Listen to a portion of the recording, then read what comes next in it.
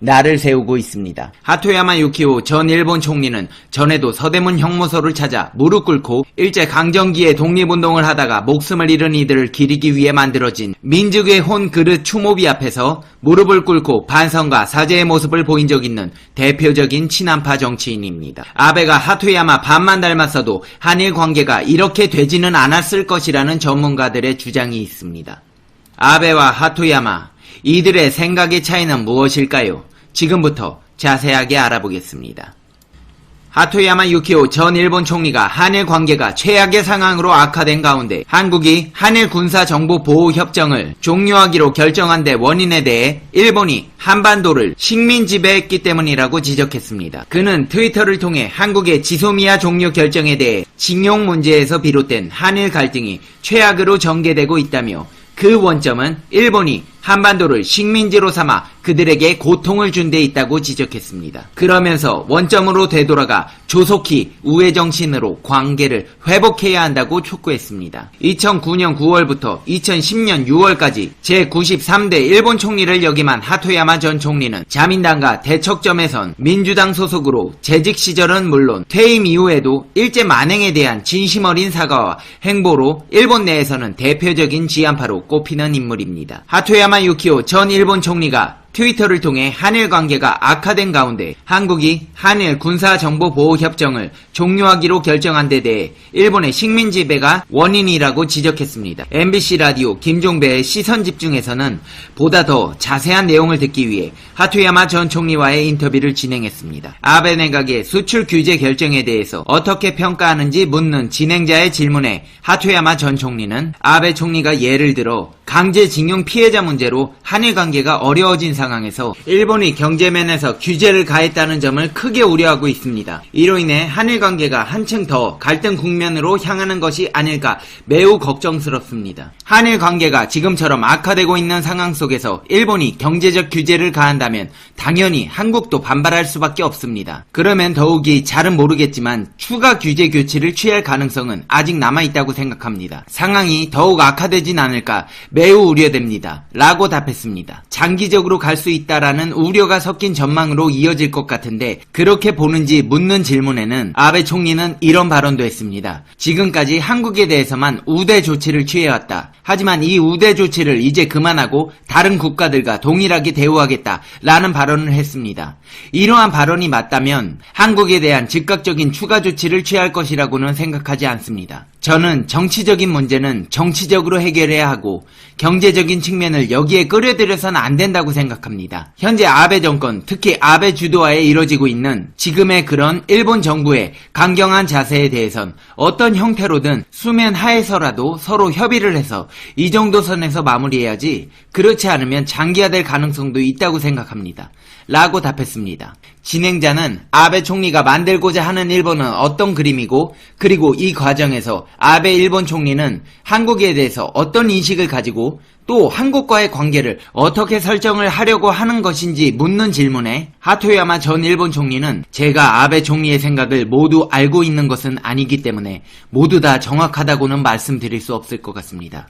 다만 저는 아베 총리가 일본이라는 국가를 옛날처럼 강한 국가로 만들고 싶어 한다고 생각합니다. 그리고 그런 강한 국가를 만들기 위해서 국가의 수장인 총리가 많은 권한을 쥐고 또 언론까지도 컨트롤할 수 있는 국가, 그래서 또 세계에서 전쟁이 일어났을 때는 필요하다면 일본도 참여하여 일본 국가의 국위를 표명할 수 있는 그런 국가를 꿈꾸고 있다고 생각합니다. 마찬가지로 유엔 안보리의 상임이사국으로 선정이 되어서 일본이 자랑스러운 국가가 되길 바라고 있는 것 같습니다. 강한 국가를 만들기 위해서는 경제적으로도 강해져야 됩니다. 일본은 30년 가까이 침체 국면을 겪었고 그 사이에 중국과 한국이 크게 성장했습니다. 이에 대한 부러움이 일본 국민들의 마음속에 강하게 싹을 틔웠습니다. 그런 일본 국민들에 대해서 일본은 강한 국가다.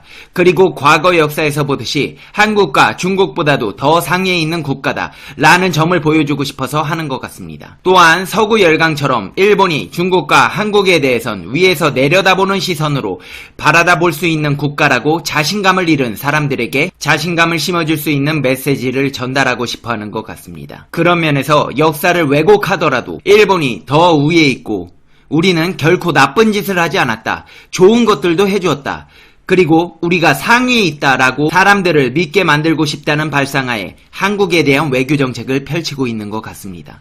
라고 답했습니다. 진행자가 아베 총리의 외조부는 A급 전범 기시노부스케였고 그 다음에 아소다로 부총리 가문은 일제강점기에 강제징용된 한국인들을 아소 탄광에서 강제노동시킨 바 있습니다. 이 내각을 이끌고 있는 두 인물의 이런 개인적인 배경이 한국을 향한 정책과 태도에 영향을 끼쳤다고 보는지에 대한 질문에는 직접적으로는 영향을 주었다고 저는 생각하지 않습니다.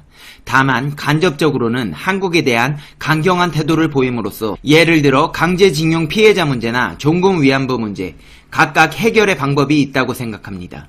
일본 정부의 지금 태도는 결코 옳지 않다고 생각합니다. 이런 문제들에 대해 강경한 태도를 취함으로써 일본 보수단체인 일본 회의와 같이 한국, 중국에 대해 강하게 맞서라고 주장하는 사람들이 기대하는 발언, 방향성을 보여준다는 점에서 간접적으로 영향이 있었을 거라고 생각합니다. 하지만 기시노부스케 전 총리의 손자이기 때문에 이러한 태도를 취하는데 직접적인 영향을 줬을 거라고는 생각하지 않습니다. 라고 답했습니다. 진행자는 과거사 문제 관련해서 하토야마 총리께서는 피해자가 이제 됐다고 할 때까지 사죄해야 한다고 이런 철학을 밝히신 바가 있습니다. 하지만 반대로 아베 총리는 과거 잘못에 대한 짐을 전쟁과 무관한 지금 세대에까지 강요하는 것은 곤란하다. 이렇게 주장한 바가 또 있습니다. 결국 아베 총리의 이런 주장이 일본 전후 세대에게 어느 정도까지 영향을 주고 있는지 묻는 질문에 하토야마 전 총리는 저는 우치다 다스루 선생님을 존경하는데요. 우치다 다스루 선생님은 패전국의 무한 책임이라는 말씀을 하셨습니다. 식민지의 피해자들에게는 무한 책임을 져야 된다라는 얘기입니다. 그 피해국에 피해를 당한 사람들에게는 그들이 더 이상 사과하지 않아도 된다고 할 때까지 계속 사과를 해야 하고 그런 사과하는 마음을 계속 가져야 된다고 생각합니다. 영구적으로 계속 사과를 해야 된다라는 것이 아니라 그러한 마음을 가짐으로써 피해자분들이 이제 괜찮다고 말씀해 주실 날이 반드시 올 거라는 말씀을 드리고 싶습니다. 오히려 고압적인 자세로 배상했으니까 더 이상 사과할 필요가 없다? 잊어라? 이렇게 말한다면 오히려 피해를 당한 분들 또 그 자손들은 잊을 수 없을 거고 용서할 수 없을 것입니다. 중요한 것은 우회정신입니다. 우회정신을 통해서 더 이상 사과하지 않아도 된다는 그런 단계가 왔을 때 그제서야 다음 세대 자손들이 전쟁과 상관없어지는 그런 날이 하루라도 빨리 오는 것이라고 생각합니다. 아베 총리 발언 같은 말들이 계속된다면 자손들은 언제까지나 가슴속에 앙금을 품고 있을 수밖에 없다고 생각합니다. 라고 답했습니다. 하토야마 총리는 한일 양국 정상이 조건 없이 만나야 한다. 이런 주문을 하신 바가 있습니다. 하지만 우리 정부, 그러니까 G20 정상회의 때 우리 정부가 아베 총리에게 정상회담을 갖자고 제안을 했지만 일본 정부는 받아들이지 않았습니다. 어디서부터 해법을 풀 수 있을까요? 라고 묻는 질문에는 한국의 대통령께서 일본을 방문하셨을 때 아베 총리에게 정상회담을 제안했었고 결과적으로는 그것이 실현되지 못했습니다. 대단히 면목이 없고 또한 유감스럽게 생각하는 점입니다. 두 정상이 만나서 허심탄회하게 이야기를 나누면 이러한 문제들도 서로 이해하고 신뢰관계를 쌓아가는 것이 가장 중요하다고 생각합니다. 하지만 이번에는 유감스럽게도 이런 환경이 마련되지 못했고요. 이럴 때는 관료들끼리라도 만나서 수면하가 아니라도 좋습니다. 서로 간에 대화를 나눠서 협의를 통해 풀어가는 일들을 계속 지속시켜 나가야 된다고 생각합니다. 이번 경제제재 같은 경우에도 이러한 규제에 대해서 일본도 좀 더 설명할 필요가 있었다고 생각합니다. 이에 대해서 관료들이 만나서 서로 의견을 나눈다면 해결책을 찾을 수 있을 거라고 생각합니다. 이번에 수출 규제 조치 같은 경우에도 이것이 결국에는 부메랑이 되어 일본에도 손실을 끼칠 거라고 생각합니다. 이처럼 어리석은 일은 없습니다. 정치 문제는 정치로 끝내야지 트럼프 대통령처럼 경제면에 얽혀서 문제를 해결하려고 해선 안 될 것입니다. 수면 하에서 협의를 계속해 나갈 수 있는 환경을 만드는 것, 그것이 가장 중요하다는 생각이 들고요. 또 한 가지는 한류봄이 또 일본에서는 대단하지 않습니까? 과거에도 이 한류 영향으로 한일 간의 해빙 무드를 만들어 왔다고 생각합니다. 한국의 훌륭한 예술가들이 TV나 영화를 통해서 다양하게 활약하고 그 모습들을 일본 사람들이 더 많이 접하게 된다면 민간 협력이 이루어지는 거라고 생각합니다. 이것이 가장 좋은 해결 방안이라고 생각하기 때문에 이러한 방향성을 만들어가는 것이 가장 중요하다고 생각합니다.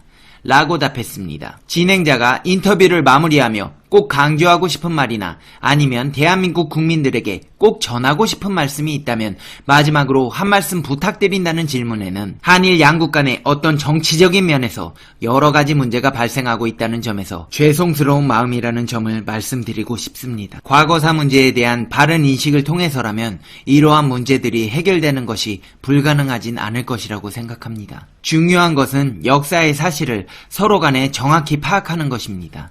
특히 일본이 이러한 면에서 좀 부족한데요. 일본도 정확히 역사를 인식하는 것이 중요하다고 생각합니다. 한국의 여러분들도 이러한 상황을 냉철히 대처해 나가주시길 바라고요. 또한 감정이 상호 간에 고조되면 결국에는 무의미한 싸움으로 번질 수밖에 없습니다. 감정을 상호 간에 절제하는 방법을 생각해보는 것도 하나의 해결책이지 않을까라는 말씀을 드리고 싶습니다. 이렇게 MBC 라디오와의 인터뷰는 마무리되었습니다. 하토야마 유키오 전 일본 총리는 아베 신조 일본 총리의 전후 70년 담화가 일본의 과거 식민지 지배와 침략을 사죄한 무라야마 담화의 표현을 진심으로 존중하고 말하는 것이 가장 중요하다고 강조한 바 있습니다. 예전에 동아시아 평화국제회의 참석을 위해 한국을 찾은 하토야마 전 총리는 연합뉴스와 가진 인터뷰에서 이같이 말했습니다. 그는 무라야마 전 총리 담화의 이른바 4대 키워드인 식민지 지배와 침략, 반성, 사죄를 아베 총리가 마음 깊은 곳에서 이해하고 담화로서 발표하는 것이 바람직하다고 강조했습니다. 서대문 형무소 방문에 대해 그는 자세한 것은 직접 겪어보지 않으면 말하기 어려울 것 같다고 말을 아끼면서도 고문 등 혹독한 행위를 했으며 유관순이라는 젊은 여성의 목숨을 빼앗은 점에 대해서는 마음으로부터 사죄의 말씀을 드리고 싶다고 전했습니다. 자, 이렇게 상식을 가지고 있으며 항상 반성하는 자세로 한국에 사죄하는 일본의 정치인도 있다는 걸 알아봤습니다. 문제는 이런 정상적인 일본 정치인이 극소수라는 점입니다. 그렇다면 이제 페페TV의 결론을 듣겠습니다. Conclusion. 페페TV. 일본에도 이렇게 살아있는 양심이 있고 진심으로 자신들의 잘못을 반성하는 사람들이 있습니다. 아베 신조 현 총리가 하토야마 선배 총리에게 배웠으면 하는 바람이 있습니다. 페페TV 시청자 여러분께서는 어떻게 생각하고 계신가요? 페페TV는 여러분의 생각이 궁금합니다. 여러분의 생각을 댓글로 남겨주세요.